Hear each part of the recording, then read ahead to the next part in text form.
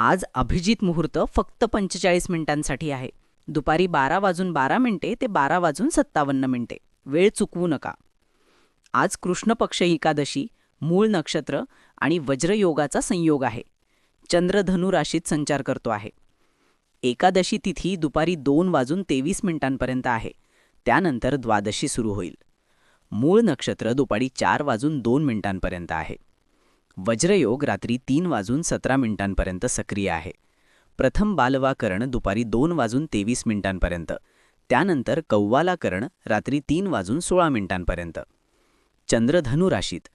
सूर्योदय सकाळी 7:04 सूर्यास्त सायंकाळी 6:05 आज शुक्रवार, फाल्गुन महिना, शक संवत 1947 विश्वावसू, विक्रम संवत 2082.